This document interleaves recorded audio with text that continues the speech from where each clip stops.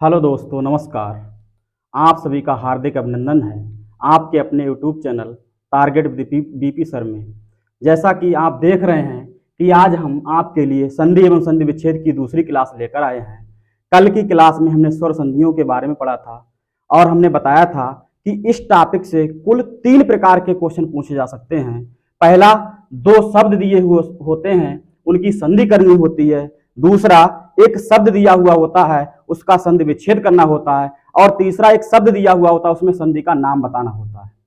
हमने स्वर संधि में आपको बताया था कि 2 शब्दों की संधि किस प्रकार करते हैं तथा उनकी पहचान की ट्रिक बताई थी और संधि विच्छेद कैसे करते हैं। चूंकि क्लास लंबी ना हो जाए इसलिए हमने कुछ संधियां थी जिनका विच्छेद नहीं बताया था।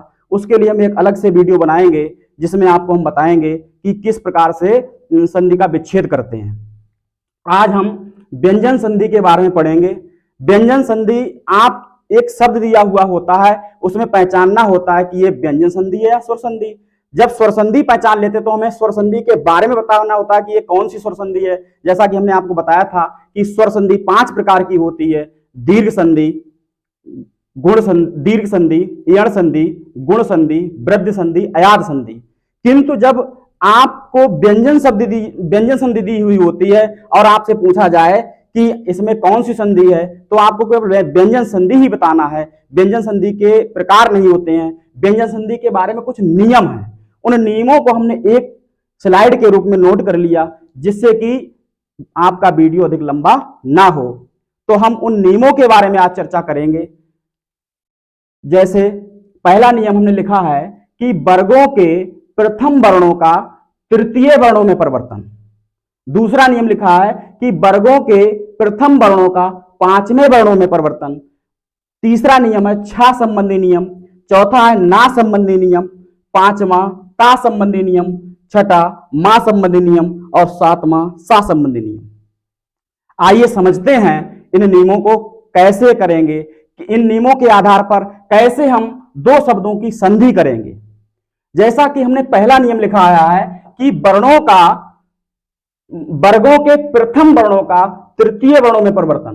हमने लिखा है कि प्रथम वर्ण चेंज हो जाएंगे तृतीय वर्ण में। कब चेंज होंगे? यदि वर्गों के प्रथम वर्णों के बारे में वर्णमाला में बताया था कि वर्गों के प्रथम वर्ण क्या होते हैं: का, चा, टा, ता, पा।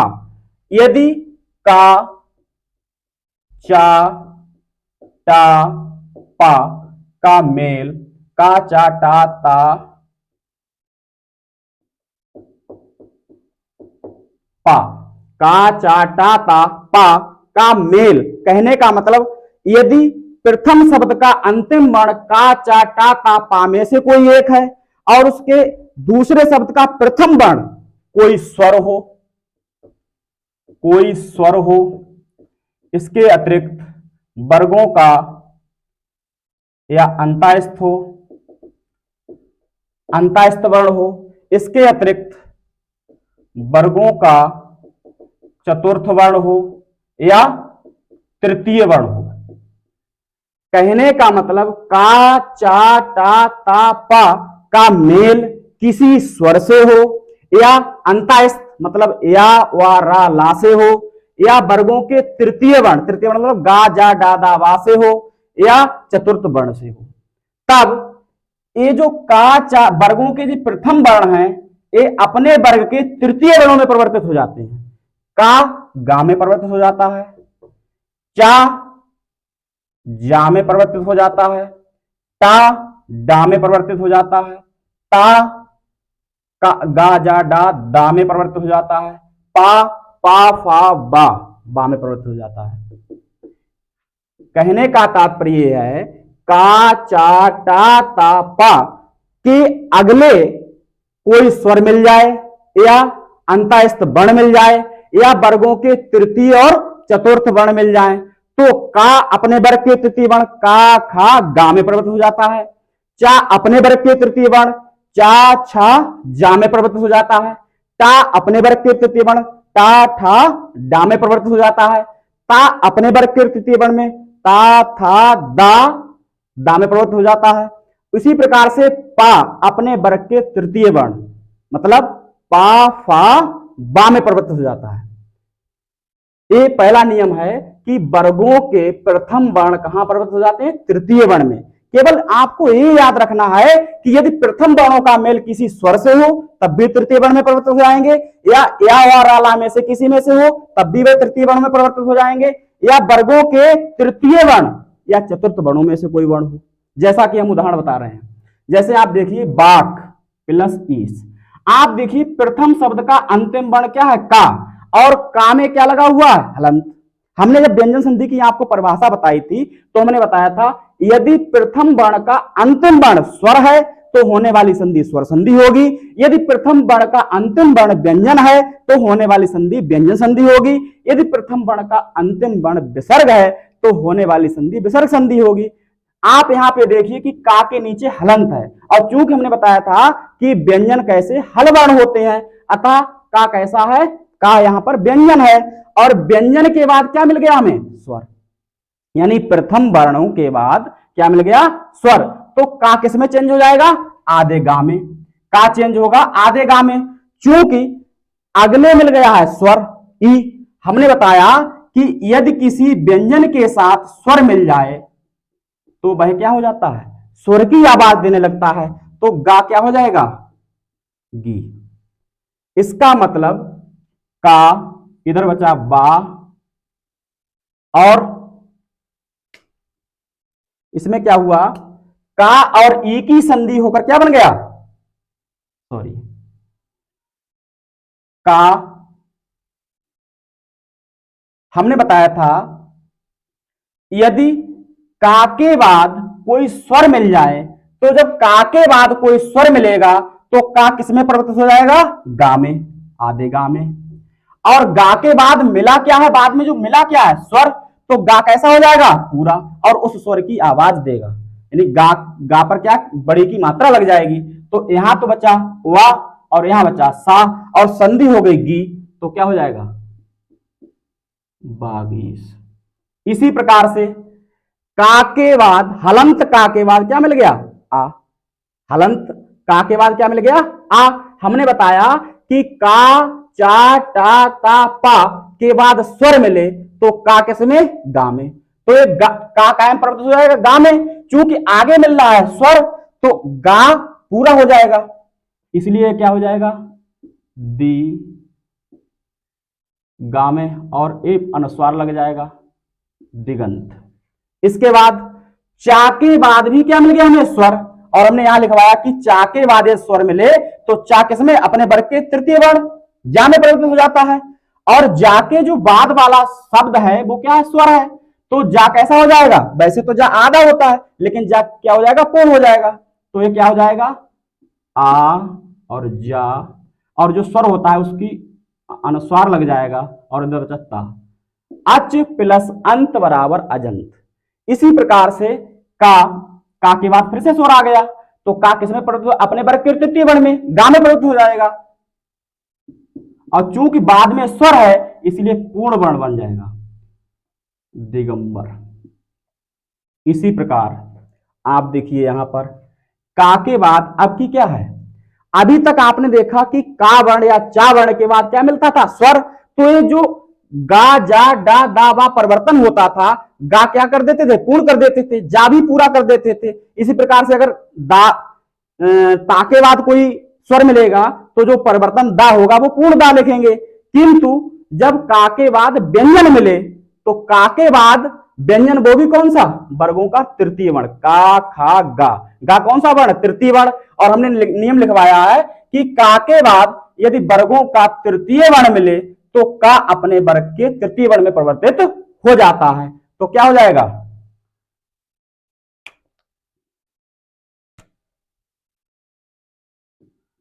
ये क्या है? का किस में चेंज हो जाएगा? गा में, और वो भी कौन से? आधे गा में। चूंकि अगले वाला वर्ण जो है व्यंजन है अतः ये आधा गा ही रहेगा, तो क्या हो जाएगा? दिक प्लस गज बराबर दिग्गज। इसी प्रकार से का के बाद क्या मिला है? वा। और हमने क्या बताया था? वा क्या है? अंतःस्थ वर्ण।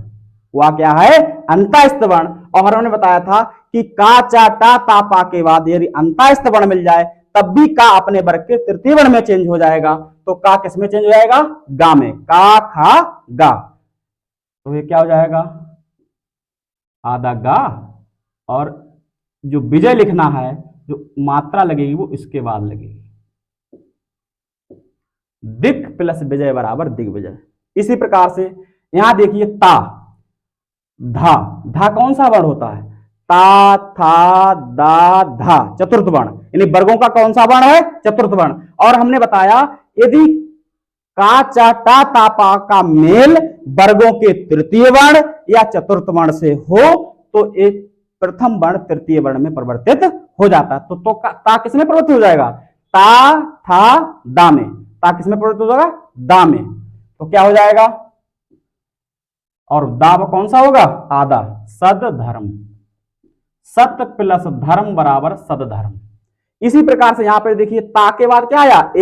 या का मतलब अंतायस्त वर्ण। यदि प्रथम वर्ण का मेल अंतायस्त से होगा तब भी ये अपने वर्ग के तृतीय वर्ण में परिवर्तित हो जाएगा। कहने का मतलब ता, था, दा, ता किस में परिवर्तित होगा? दा में। तो ये क्या हो जाएगा? उद्योग।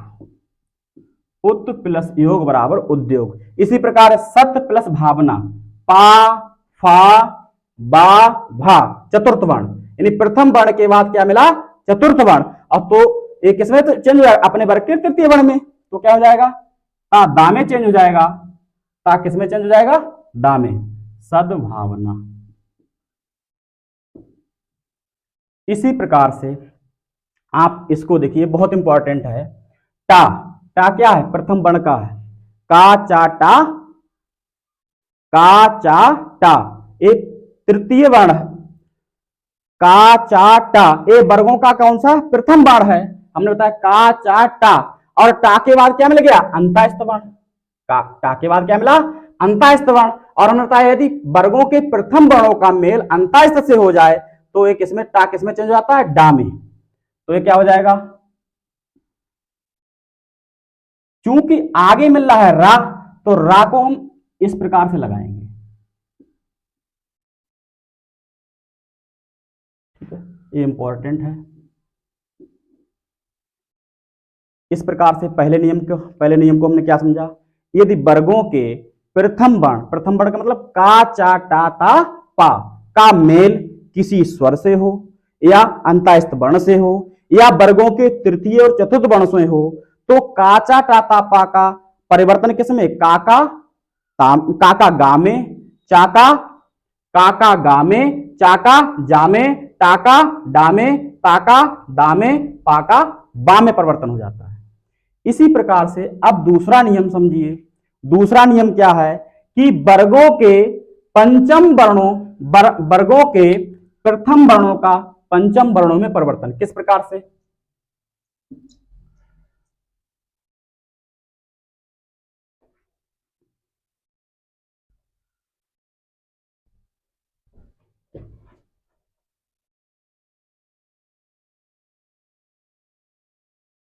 हमने बताया कि सबसे पहला नियम क्या है? प्रथम वर्ण किसमें? तृतीय में चेंज हो जाते हैं। इसी प्रकार से प्रथम वर्ण किसमें? पंचम वर्ण में परिवर्तित हो जाते हैं। कब? यदि वर्गों के प्रथम वर्णों का मेल किससे हो जाए? केवल ना और मा से। वर्गों के यानी का, चा, टा, ता, पा का मेल अनुनासिक वर्ण केवल वो भी कौन से? केवल ना और मा। केवल ना और मा। यदि का, चा, टा, ता, पा का मेल केवल ना और मा से हो तो ये अपने वर्ग के पंचम वर्ण में परिवर्तित हो जाते हैं। जैसे का पंचम वर्ण क्या हो? का, खा, गा, गा, अंगा। का अंगा में चेंज हो जाएगा। का अंगा में चेंज हो जाएगा। चा या में चेंज हो जाएगा। टा अणा में चेंज हो जाएगा। ता ना में चेंज हो जाएगा। पा मा में चेंज हो जाएगा। यदि का, चा, टा, ता, पा का मेल केवल ना और मा से हो, चाहे ना से हो या मा से हो, तो ये अपने वर्ग के पंचम वर्णों में चेंज हो जाते हैं। का अंगा में, चा या में, टा अणा में, ता ना में, पा मा में चेंज हो जाता है। जैसे देखिए तत् प्लस मैं। आप देखिए ता का मेल किससे हुआ? मां से, अनुनासिक वर्ण मां से, तो ता अपने वर्ग के पंचम वर्ण में ना में चेंज हो जाएगा। किस प्रकार से? ता किस में चेंज हो जाएगा? ना में, वो भी आधे ना में, और इधर क्या बचा? मैं। तत् प्लस मैं बराबर तन्मय। इसी प्रकार से यहां हलंत ता किसमें? ना में, यानी अनुनासिक वर्ण ना से मेल हो रहा है, तो ता किसमें चेंज हो जाएगा? अपने वर्ग के पंचम वर्ण में। ता था दा धा ना, तो क्या हो जाएगा? इसी प्रकार से ता मां में फिर से, तो क्या हो जाएगा? आधा ना हो जाएगा, और इधर बचा मैं, चिन्मय। ए का के बाद किससे? अनुनासिक वर्ण मां से मेल हो रहा। का मेल किससे हो रहा? अनुनासिक वर्ण मां से, तो का अपने वर्ग के पंचम वर्ण में चेंज जाए। का खा गा गा अंगा, का किस में चेंज जाएगा? अंगा में, तो का की जगह पर अंगा लिख देंगे, और इधर मैं बाग में। इसी प्रकार से टा का मेल किससे हो रहा है? अनुनासिक वर्ण मां से, तो टा अपने वर्ग के पंचम वर्ण में चेंज होगा। टा ठा डा ढा अणा, तो अणा में चेंज हो जाएगा, और वो भी कैसा? आधा अणा, सणमुख। इसी प्रकार से ता मां में, ता के का मेल मां से हो रहा है, तो ता अपने वर्ग के पंचम वर्ण यानी आधे ना में चेंज हो जाएगा, तो हो जाएगा उन्मत्त। इस प्रकार से आपने दूसरे नियम को भी समझा। फिर से एक बार रिपीट कर रहा हूं कि यदि प्रथम वर्णों मतलब का चा टा ता पा का मेल अनुनासिक वर्ण तो वैसे पांचों होते हैं। कौन कौन से? अंगा, या, अणा, ना और मां। ये पांचों वर्ण जो है अनुनासिक वर्ण होते हैं, लेकिन यहां कंडीशन है, यदि का चा टा ता पा का मेल केवल ना और मां से हो, तो काचा टा ता पा अंगा या अणा ना मां में परिवर्तित हो जाते हैं। ठीक है। इसके बाद बहुत सिंपल नियम, छा संबंधी नियम। हमने आपको बताया था कि संधि कब होती है? संधि कब होती है? यदि संधि किसकी होती है? प्रथम शब्द के अंतिम वर्ण और द्वितीय शब्द के प्रथम वर्ण में। तो आप समझना है, यदि प्रथम शब्द का अंतिम वर्ण कोई स्वर है, प्रथम शब्द का अंतिम वर्ण कोई स्वर है और द्वितीय शब्द का प्रथम वर्ण छा हो, तो छा से पहले आधा चा लगा लेते हैं। यही हमने बताया था कि यदि ह्रास या दीर्घ स्वर का मेल छा से हो, तो छा से पहले आधा चा लगा लेते हैं। जैसा आप देखिए कि इधर क्या है? छोटा ऊ, और छोटा ऊ का मेल किससे हो रहा है? छा से, तो छा से पहले क्या लगा लेंगे? आधा चा। छा से पहले क्या लगाएंगे? आधा चा। तो अनु प्लस छेद बराबर अनुच्छेद। इसी प्रकार देखिए कि छा से पहला क्या है? ह्रास स्वर है, तो छा से पहले क्या लगा देंगे? आधा चा। बी प्लस छेद बराबर विच्छेद। इसी प्रकार छा से पहले भी यहां क्या है? ह्रास स्वर है, तो इससे पहले क्या लगा देंगे? आधा चा परिच्छेद। इसी प्रकार छा से पहले क्या है? यहां पर कोई स्वर नहीं, तो आ, छोटा आ होता है, वाह, इसमें क्या आ है, तो हमने बताया कि छा से पूर्व क्या हो? ह्रास या दीर्घ स्वर हो, तो छा से पहले क्या लगा लेते? आधा चा। स्व, तो छंद। इस प्रकार से छा संबंधी नियम समाप्त हुआ। इसके बाद आता है ना संबंधी नियम।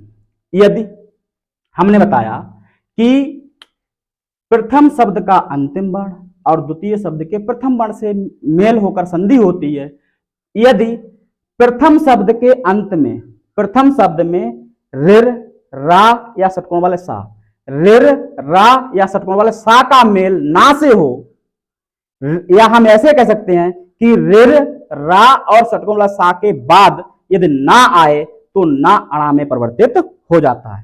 ना किस में परिवर्तित हो जाता है? अणा में परिवर्तित हो जाता है। जैसे देखिए यहां पर क्या है? रा, और रा के बाद क्या आया? ना।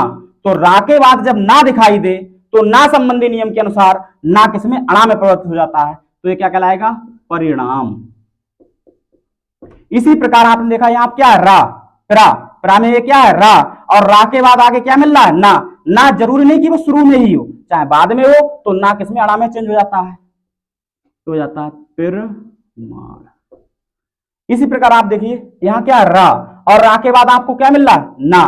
तो ये रा के बाद जब जहां कहीं भी रा के बाद ना दिखाई देगा तो रा के बाद ना, या ऋ के बाद ना, या षटकों सा के बाद ना, तो ना हमेशा किसमें, अणा में चेंज हो जाएगा। अब आप एक यहां पर एक संधि और होगी, यहां पर क्या है, छोटा आ, और छोटा छोटा मिलके क्या हो जाएगा, बड़ा आ। तो ये क्या हो जाएगा, यहां तो छोटा और छोटा मिलके बड़ा आ हो गया, और आपने व्यंजन संधि के नियम से कि रा के बाद ना दिखाई दे तो वो अणा हो जाता है। तो राम प्लस एन बराबर रामायण। इसके बाद आपने देखा सा के बाद ना दिखाई दे, सा के बाद ना दिखाई दे तो वो क्या हो जाता है, अणा।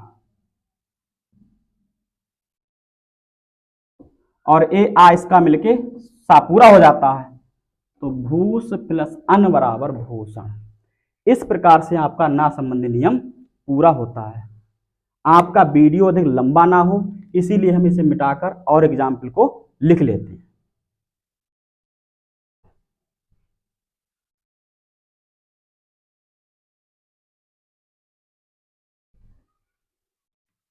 आगे समझते हैं अगले नियम के बारे में, ता संबंधी नियम।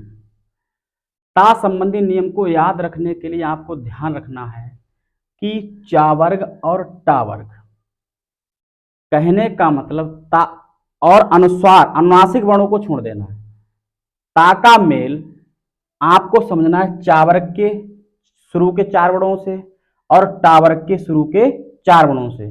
कहने का मतलब ता का मेल चा छा, जा झा, या टा ठा, डा ढा, या ला, बड़े सा और हा से हो, तब क्या क्या परिवर्तन होते हैं। यदि ता का मेल चा और छा से होता हो तो चाहे ता का मेल चा से हो या छा से हो तो चा भी आधे चा में परिवर्तित हो जाता है और छा भी आधे चा में, वो ता आधे चा में परिवर्तित हो जाता है। ता का मेल चाहे चा से हो या छा से हो, ता जो है आधे चा में परिवर्तित हो जाता है। इसी प्रकार ता का मेल चाहे जा से हो या झा से हो, ता जो है आधे जा में, इसके प्रथम वर्ण में, जैसे यहां पर प्रथम वर्ण क्या चा है, आधे चा में परिवर्तित हो गया, उसी प्रकार से आधे जा में परिवर्तित हो जाता है। ता का मेल चाहे टा से हो या ठा से हो, वह आधे टा में परिवर्तित हो जाता है। इसी प्रकार से ता का मेल डा से हो या ढा से हो, वह आधे डा में परिवर्तित हो जाता है। ता का मेल ला से हो तो ता आधे ला में परिवर्तित हो जाता है। अब ध्यान रखने वाली बात यह है, यदि ता का मेल सा से हो, अभी तक आपने क्या देखा था कि ता का मेल जिन वर्णों से हो रहा था, मेल वाले वर्ण परिवर्तित नहीं हो रहे थे, केवल ता का परिवर्तन हो रहा था। किंतु जब ता का मेल सा से होगा तो ता भी परिवर्तित होगा और मेल वाला सा भी परिवर्तित होगा। ता किसमें, आधे चा में, और बड़ा सा आधे छा में परिवर्तित हो जाता है। उसी प्रकार से जब ता का मेल हा से होता है तो ता किसमें, आधे दा में, और हा धा में परिवर्तित हो जाता है। आइए इस पर उदाहरण देखते हैं। ता हमने बताया, यहां पे देखो ता अंतिम वर्ण क्या है, ता, और जिससे मेल हो रहा है वह क्या है, चा। हमने बताया ता का मेल चाहे चा से हो या छा से हो, ता किसमें परिवर्तित हो जाता है, आधे चा में। देखिए तो ये क्या हो जाएगा,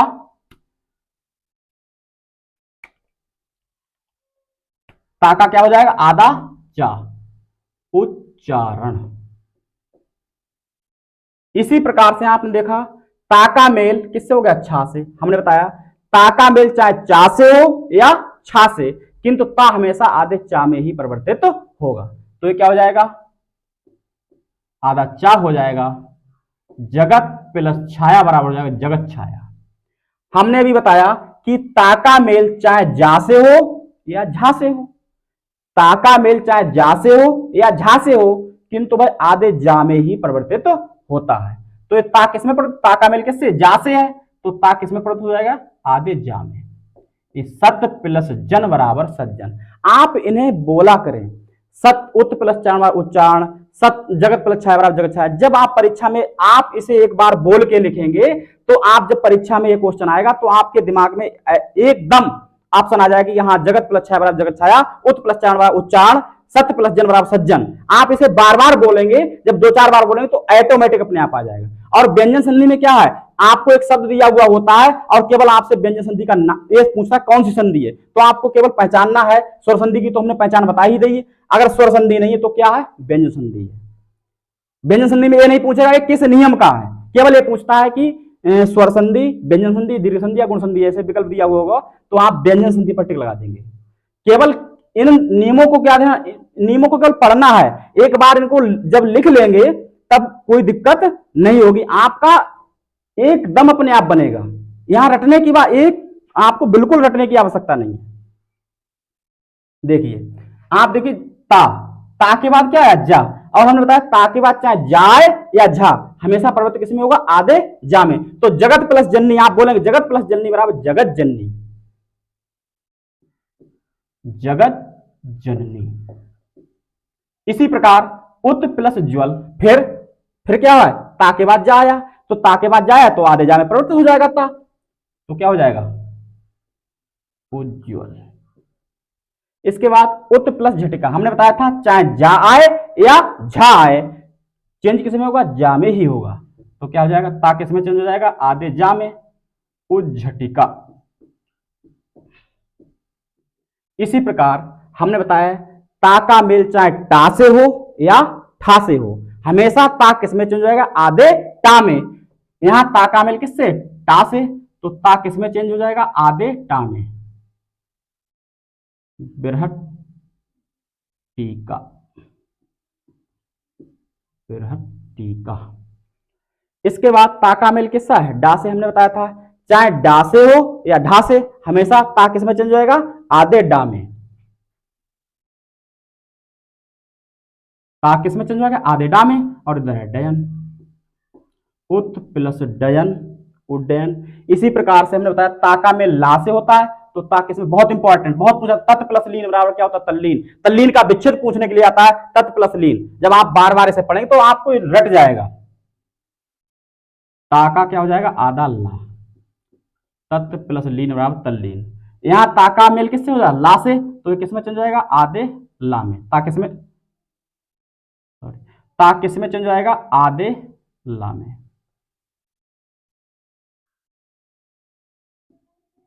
उत प्लस लेख बराबर उल्लेख। इसी प्रकार अब ता का मेल किससे, हा से, और हमने अभी आपको बताया कि जब ता का मेल हा से हो तो ता भी चेंज होता है और मेल वाला वर्ण हा भी चेंज होता है। ता किस में, आधे दा में, और हा किस में, धा में। तो यहां ता का मेल किससे, हा से, तो ता किस में चेंज हो जाएगा, दा में, और हा किस में चेंज होगा, धा में। एक बात आप याद रखना, जब भी कहीं आधा दा और प्लस कोई और वर्ण मिलना हो तो हमेशा दा को तो पूरा लिखते हैं और जो दूसरा वर्ण होता है उसे इसके नीचे लिखते हैं। जैसे ता का मेल किससे हो रहा, धा से, तो हमेशा धा कहां लिखा जाएगा, आधा नीचे, समझिए ध्यान से। तो यहां क्या हो जाएगा, ता तो आधा दा हो जाएगा और हा का क्या हो जाएगा, धा हो जाएगा, हा का धा हो जाएगा। तो हमेशा क्या करेंगे कि धा दा में लगाएंगे और ये छोटी की मात्रा, तत् प्लस हित बराबर तद्धित। इसी प्रकार से यहां क्या है, ता, यहां पे एक पूरा सा होगा, अच्छा इस प्रकार से करना है। ये जब पूरा सा है तो पूरे सा का छा में होगा, इसी प्रकार जब पूरा हा है तो हा का धा में होगा। यहां पे समझिए ता का मेल किससे हो रहा है, बड़े सा से, ता का मेल किससे हो रहा है, बड़े सा से, तो क्या हो जाएगा, ता तो किसमें, ता चा में चेंज हो जाएगा। हमने बताया ता का मेल जब सा से तो ता चा में चेंज हो जाता है और सा छा में। चूंकि यहां सा कैसा है, छोटा, छा कैसा है, आधा, सा आधा है तो जो सा चेंज होगा छा में तो छा भी आधा होगा, तो क्या हो जाएगा, ता तो चा में चेंज हो जाएगा लेकिन सा जो है छा में चेंज होगा, क्योंकि यहां पे सा आधा है तो जो परिवर्तित वर्ण है वो भी आधा ही होगा। और उधर बचा बास, उत प्लस श्वास बराबर उच्चवास। इसी प्रकार से ता का मेल किससे हुआ, हा से, तो हमने बताया ता भी चेंज होगा, हा भी चेंज होगा। ता तो दा में चेंज होगा और हा धा में। देखो ता तो हो गया दा में, ठीक है। अब हमने क्या बताया कि हा किस में चेंज होगा, हा किस में चेंज होगा, धा में। तो धा कहां लगाएंगे, दा में। और जो इसमें रा लगा हुआ है उसे रा को कहां लगा देंगे, दा में। बचा है ता। उत प्लस हिरत बराबर उद्धृत, ठीक है। इस प्रकार से ता संबंधी नियम पूर्ण होता है। फिर से एक बार रिपीट कर रहे हैं, यदि ता का मेल चा या छा से हो तो ता हमेशा आधे चा में चेंज होगा। ता का मेल जा या झा से हो तो ता हमेशा आधे जा में परिवर्तित होता है। ता का मेल टा या ठा से हो तो ता हमेशा आधे टा में परिवर्तित होता है। ता का मेल डा या ढा से हो तो ता हमेशा आधे डा में परिवर्तित होता है। ता का मेल ला से हो तो ता हमेशा आधे ला में परिवर्तित होता है। ध्यान रखने वाली बात यह है कि यदि ता का मेल बड़े सा या हा से हो, यदि ता का मेल बड़े सा से होता है तो ता भी चेंज होगा और मेल वर्ण जो बड़ा सा है वो भी चेंज होगा। ता आधे चा में और सा जो है सा आपका छा में। इसी प्रकार से ता का मेल जब हा से होता है तो ता हमेशा आधे दा में और हा जो है धा में चेंज होता है। इसके बाद अगला नियम है मां संबंधी नियम। हमने बताया है कि यदि मां का मेल जिस वर्ग के व्यंजन से हो, जैसे मां का मेल का से लेकर मां तक के किसी वर्ण से हो, यदि का मेल का खा गा घा में से किसी में से हो तो हमेशा मां मां जो वो शब्द है वह अपने वर्ग के पंचमा अक्षर में परिवर्तित, मां जो है अपने वर्ग के पंचमा अक्षर में परिवर्तित हो जाता है। जैसे यहां मां है, मां का मेल किससे हो रहा है, का से। हमने लिखवाया है कि मां का मेल का से लेकर मां तक के वर्णों से होने पर, यदि मां का मेल का से हो रहा है तो मां का के पंचमाक्षर में परिवर्तित हो जाएगा। पंचमाक्षर क्या है, का खा गा घा अंगा। यदि मां का मेल चा से हो रहा है तो मां जो है चा वर्ग के पंचमाक्षर में परिवर्तित हो जाएगा, चा छा जा जा या में। यदि का मेल टाठा डाढ़ा टाठा डाढ़ा में से किसी हो रहा है तो मां जो है टाठा डाढ़ा अणा में परिवर्तित हो जाएगा। देखिए मां का मेल जिस वर्ग के व्यंजन से हो उसी वर्ग के पंचमाक्षर में परिवर्तित हो जाता है। यानी कि मां का मेल काखा गाघा में से होने पर मां अंगा में परिवर्तित हो जाएगा। चाछा जाजा से होने पर यहां में परिवर्तित हो जाएगा। टाठा डाढ़ा अणा में परिवर्तित होने पर अणा में परिवर्तित हो जाएगा। ताथा धाधा से परिवर्तित मेल होने पर ना में परिवर्तित हो जाएगा। पाफा बाभा से मेल होने पर मा में परिवर्तित हो जाएगा। हमने यहां पर लिखा अथवा अनुस्वार। इन शब्दों को हम अनुस्वार के रूप में भी लिख सकते हैं। जैसे समझिए, जैसे हमने देखा है कि यहां पर मां है, मां का मेल किससे हो रहा है, का से। तो हमने बताया कि यदि मां वर्ण का मेल का से लेकर मां तक के वर्णों से होता है तो वह उसी वर्ग के पंचमाक्षर में परिवर्तित हो जाता है। जैसे का पंचमाक्षर क्या हुआ, अंगा, तो इसको क्या लिखेंगे, अंगा कैसे लिखते हैं, इस प्रकार से। और इधर क्या बचा, कलम। आप इस प्रकार से भी लिख सकते हैं। हमने बताया पंचमा अक्षर में परिवर्तित हो जाता है, या तो पंचमा अक्षर लिख लेंगे या उसी का अनुस्वार लिख देंगे।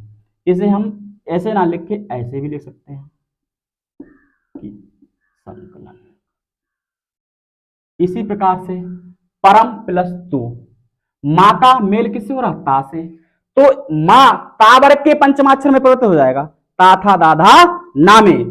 तो क्या है, मां किस में चेंज हो जाएगा, ना में। तो या तो अनुस्वार लगाकर लिख देंगे या इस प्रकार से भी लिख देंगे, आधा ना बना दीजिए। इसी प्रकार से मां किससे मिलकर, मां का मेल किससे हो रहा है, चा से। तो मां जो है चा वर्ग के पंचमाक्षर में परिवर्तित हो जाएगा, चा छा जा जा या में। तो इसे इस प्रकार से लिख सकते हैं। चाहे तो इसे इस प्रकार से अनुस्वार लगा दें या इस प्रकार से भी लिख सकते हैं। चाहे पंचमा अक्षर लिख दें या अनुस्वार लिख दें, ठीक है। इसके बाद मां का मेल किससे हो रहा है, या से। माँ का मेल किससे हो रहा है, या से। इसका अगला नियम समझिए। हमने बताया पहला नियम तो हो गया कि जब तक का से लेकर माँ तक के वर्ण हो तो वह उसी वर्ग के पंचमा अक्षर में परिवर्तित हो जाता है, किंतु जब माँ का मेल अंतःस्थ या उष्म वर्णों से हो तो माँ हमेशा अनुस्वार ही रहता है। इस प्रकार से पंचमा अक्षर नहीं लिखेंगे। देखिए यहां पर माँ का मेल किससे हो रहा है, या से।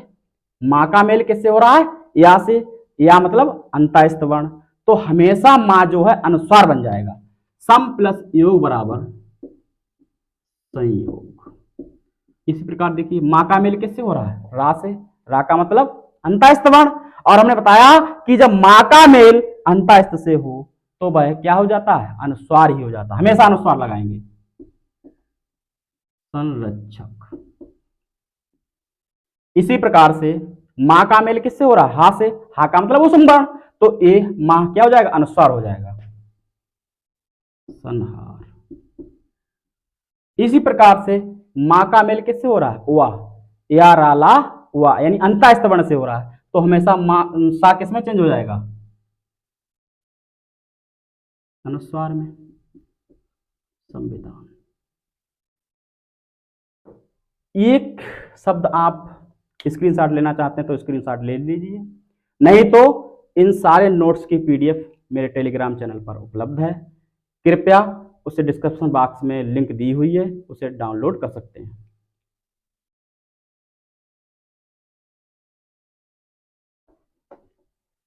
अब एक बहुत से लोग माँ का तीसरा नियम बताते हैं, लेकिन यहाँ तीसरा नियम पढ़ने की बात नहीं। जैसे हम लिखें सम प्लस मान।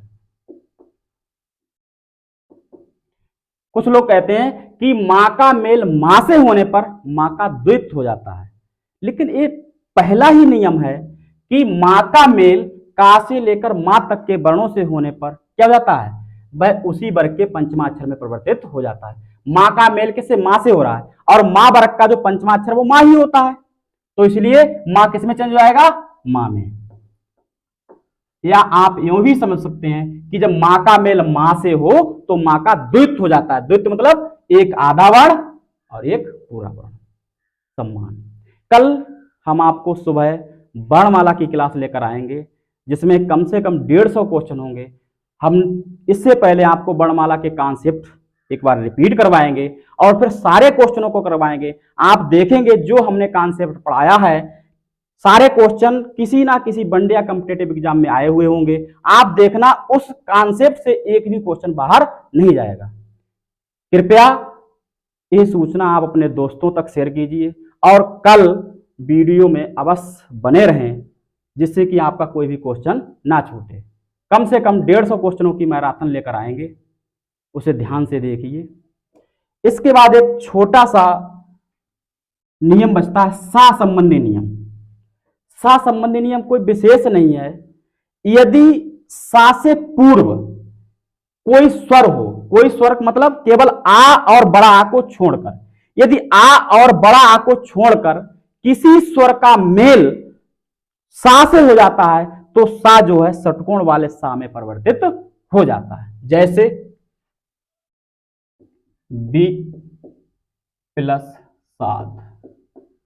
आपने देखा क्या है, यहां क्या ह्रास स्वर है, और ह्रास स्वर का मेल किससे हो रहा है, छोटे सा से, तो क्या हो जाएगा, इस षटकोण वाले सा में चेंज हो जाएगा। जैसे सु प्लस समा। आपने क्या देखा, यहां पे ह्रास स्वर है, और ह्रास स्वर जो है उसका मेल किससे हो रहा है, छोटे सा से हो रहा है, तो ये किसमें, षटकोण वाले सा में चेंज हो जाएगा, सुषमा।